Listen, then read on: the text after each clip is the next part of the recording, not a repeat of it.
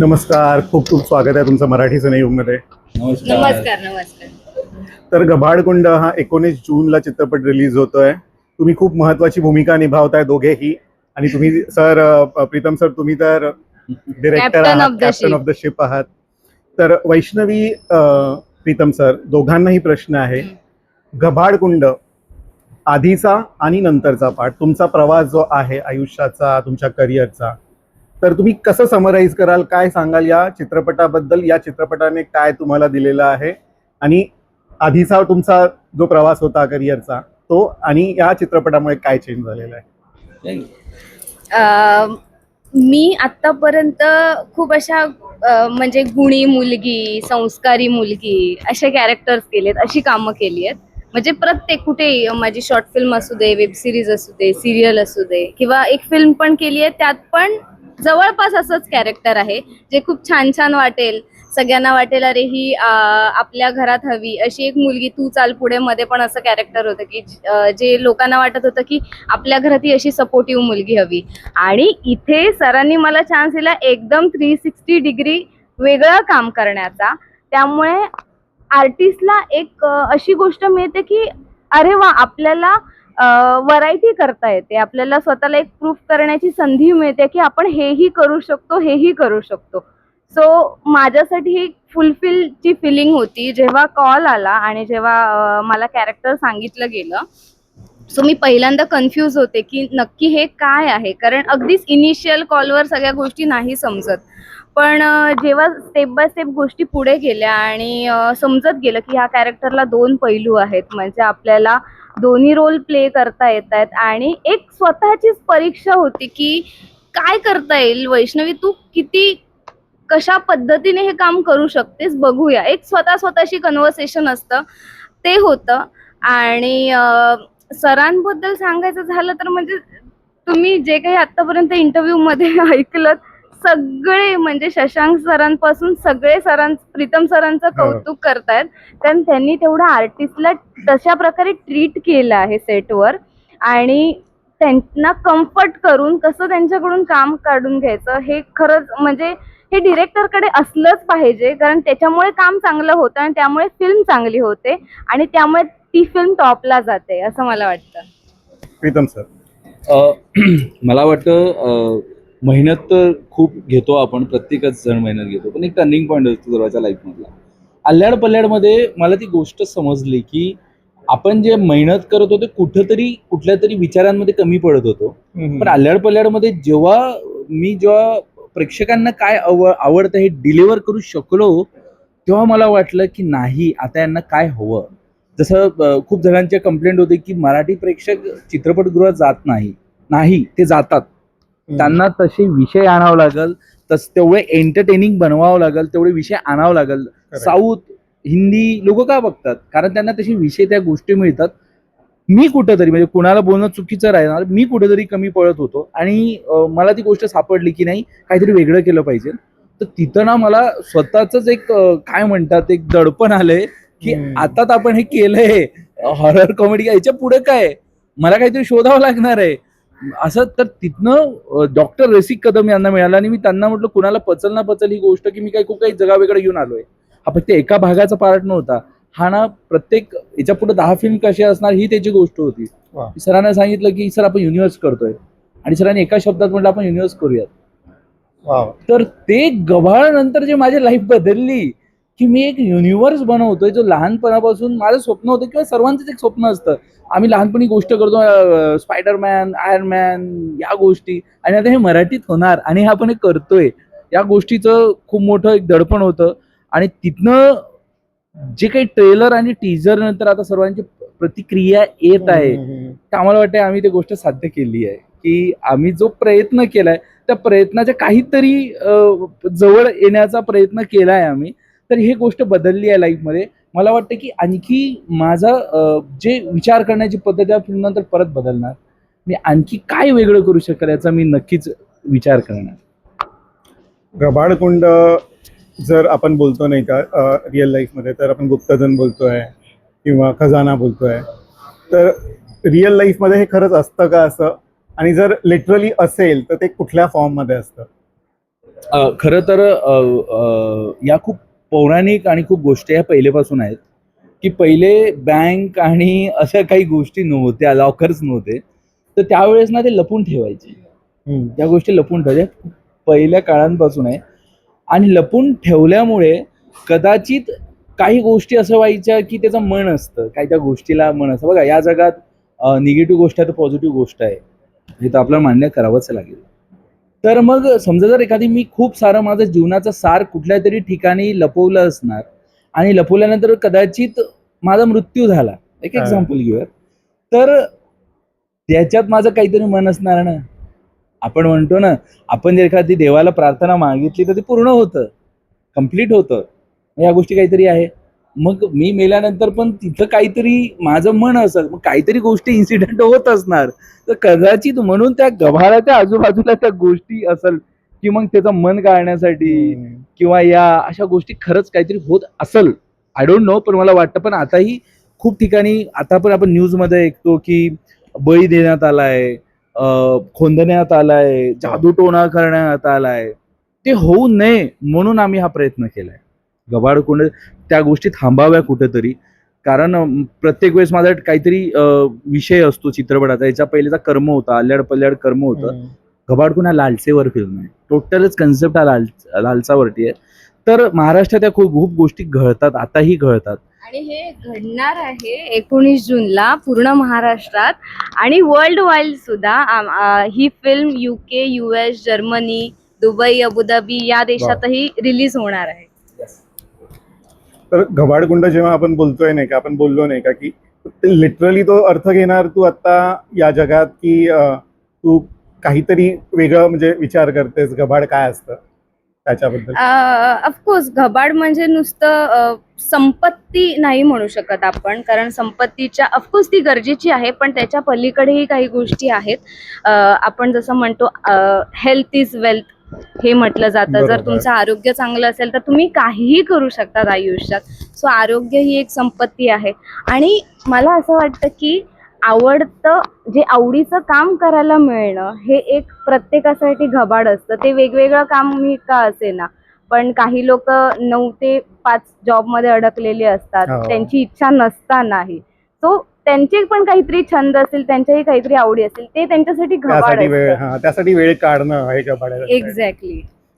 Correct. तुझा favourite dialogue कोणता आहे या चित्रपटातला? की ट्रेलर मध्ये बऱ्याच गोष्टी कळलेल्या आहेत पण त्या तुझा फेस दिसत नाहीये. माझी फेवरेट ओवी आहे. हो. डायलॉग म्हणजे ऍक्च्युली एका आर्टिस्टला डायलॉग नसताना ऍक्ट करायला मिळणं हे पण एक भाग्याची गोष्ट आहे. कारण आमचे राजू सावंत सर सांगायचे, जेव्हा डायलॉग नसतो आणि तो आर्टिस्ट परफॉर्म करतो बरोबर बरोबर. तो खरा परफॉर्मन्स आहे. सो मला तो चान्स या फिल्म मध्ये मिळालाय की माझे डायलॉग नाहीयेत, माझ्या एक्सप्रेशन्स वरून आणि ओव्यांमधून मला ते एक्सप्रेस होता आलंय. वाव. सो मी ती ओवी तुम्हाला ऐकवू शकते. पावसाची रिप रिप मनी काहूर काहूर, बाळुताच्या वासासाठी माय आतुर आतुर. वा, क्या बात आहे. प्राजक्त मॅम आलेले आहेत तर मी सरळ त्यांच्याकडे येतो. घबाडकुंडने तुम्हाला कोणतं घबाड दिलेलं आहे हा प्रश्न होता सगळ्यांना. तुम्हालाही तोच प्रश्न आहे की काय मिळालं या सिनेमाकडून? घबाडकुंडनी प्रीतम एस के पाटील सारखा डिरेक्टर मित्र मला मिळालेला आहे कायमस्वरूपी, जो अत्यंत प्रेमळ आहे, जो माणूस म्हणून उत्तम आहे, जो सगळ्यांशी समान वागणार आहे. त्याला माहिती आहे त्याला काय हवंय, त्याला चित्रपट येतोय, त्याला तुम्हाला काय द्यायचंय हे माहिती आहे. आणि ह्या चित्रपटातून पुढच्या चित्रपटाचा प्रवास सुद्धा सुरू होणार आहे. तो इतक्या सगळ्या गोष्टी, माझे जुने मित्र सगळे भेटलेले आहेत, पुन्हा एकदा सगळ्यांबरोबर काम करता आलेलं आहे. आमचे लेखक आहेत संजय नवगिरे, त्यांच्या बरोबर माझी हॅट्रिक झाली आहे या चित्रपटाच्या निमित्ताने. तिसरा चित्रपट आहे आमचा. सो अशा खूप गोष्टी मिळालेल्या आहेत मला. आणि सगळे कलाकार सांगत आहेत बेसिकली की खूप एक्सटेंड करून घेतात हे काम करताना आणि त्यांना लक्ष नसतं की कुठली शिफ्ट चालू झालेली आहे, कुठली शिफ्ट संपते आहे, आणि 2-2 वर्षापर्यंत काम करून घेतलेलं आहे. तर हा अनुभव तुम्हालाही आलेला आहे का? हो, पण आपल्याला तो वाटत नाही तेव्हा. आपल्याला बाहेर गेल्यावर कळतो अय्या सकाळ झाली. म्हणजे तुम्ही एवढे एन्ग्रोस्ड तर होता त्या मेकिंग ते मध्ये की इतकं तुम्हाला इन्व्हॉल्व करून घेतात की तुम्हाला वाटतं की काय आणखीन 4 तास का ठीक आहे करू की एवढं काय त्यात. आणि या चित्रपटाच्या मेकिंगच्या वेळी म्हणजे प्री प्रोडक्शन असेल किंवा स्क्रिप्ट रिडिंग असेल तर काही वेगळं पण जाणवत होतं का? नाही स्क्रिप्ट रिडिंगला मी नव्हते किंवा ह्यांचे सगळ्यांचे फाईट सिक्वेन्स होते किंवा ह्यांचे सगळ्यांचे खूप मेकअप होते असं माझं काही नसल्यामुळे हा. मी आधी नव्हते. मी चित्रीकरणाच्या दिवशीपासूनच होते.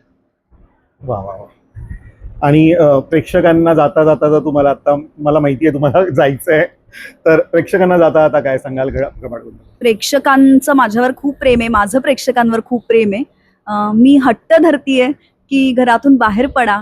आम्ही सगळ्यांनी खूप मेहनतीने एक उत्तम कलाकृती बनवलेली आहे आणि ती तुम्हाला नक्की आवडेल अशी माझी खात्री आहे. आणि हा चित्रपट तुम्हाला पुढच्या एका चित्रपटाच्या प्रवासापर्यंत घेऊन जाणार आहे. वा वा. तुमची उत्कंठा वाढवणार आहे. तुम्हाला अद्भुत रहस्यमय काहीतरी बघायला मिळणार आहे पडद्यावर. तर नक्की हे सगळं मोठ्या पडद्यावर अनुभवा. नक्कीच. मी आता प्रीतम सरांना विचारेन तुम्हाला जर निघायचं असेल तर बाय बाय, सी यू, टाटा आणि ऑल द बेस्ट.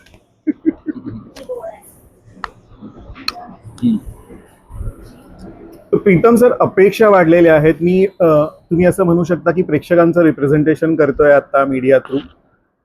तर मला स्वतःला गुजबम्स जागोजागी येत होते चित्रपटाचा ट्रेलर बघताना.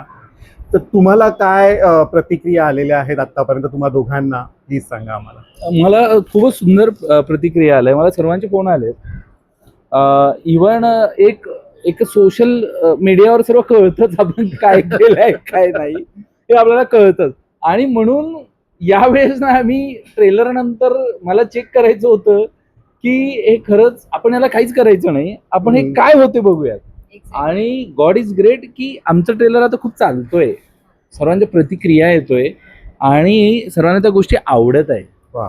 आणि जेव्हा खूप छान वाटतं की जर 500 कमेंट पडले आणि त्यावरती एक पण निगेटिव्ह कमेंट नाही, याच्यात मोठी काय गोष्ट आहे. आणि हे माझ्याबद्दल नाही, त्यांनी त्या चित्रपटाला प्रेम करतायत, जे बघतायत ते त्याला प्रेम करतायत की असं यायला पाहिजे, अशा गोष्टी व्हायला पाहिजे. हे बघून ना खूप आनंद होतो. आणि आम्ही ज्या गोष्टीचं मेहनत करतोय हे आम्हाला ना याचं फळ बनताना दिसतोय. आणि 19 तारखेनंतर आम्हाला कळेल की ते आम्हाला खायला मिळणार की नाही म्हणून. तुला काय प्रतिक्रिया आलेल्या आहेत तुझ्या लुक बद्दल स्पेसिफिकली? म्हणजे सरांनी मार्केटिंगची स्ट्रॅटेजी अशी वापरली की फिल्म रिलीज व्हायच्या 2 महिने आधीपासूनच त्यांनी एक पोस्टर, कॅरेक्टरचे प्रोमोज वगैरे. हा म्हणजे हे नवीन आहे इंडस्ट्रीमध्ये की कॅरेक्टरचे प्रोमो येतात, त्यामुळे प्रत्येक कॅरेक्टर इतकं स्ट्रॉंगली लोकांपर्यंत पोहोचतात, लोक कनेक्ट होत आहेत त्याला.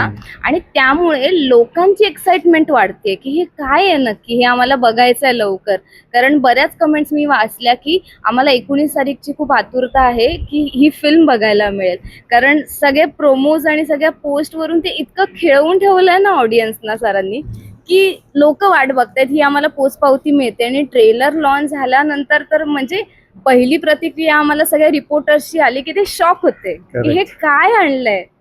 त्याचं बीजीएम, त्याचं म्युझिक, त्याचं चित्रीकरण, त्याचे डिटेल्स अमेझिंग आहेत. आणि ते म्हणजे फोनवर त्याचा इफेक्ट थोडा कमी वाटत असेल पण मोठ्या स्क्रीनवर खतरनाक वाटतो. आणि फिल्म त्यामुळे मोठ्या स्क्रीनवरच बघितली पाहिजे. पुढचा प्रश्न तोच होता की तुम्ही असा चित्रपट बनवलेला आहे ट्रेलरवरून दिसतंय की जो मोठ्या स्क्रीनवरच पाहिला गेला पाहिजे, त्यामुळे अजून आतुरता आहे. थिएटरसाठी बनवलेली फिल्म आहे ही. कारण त्याचे डिटेल्स, त्याचे एकदम अंगावर येणाऱ्या गोष्टी या सगळ्या थिएटरमध्ये एक्सपिरियन्स करायला मिळतील.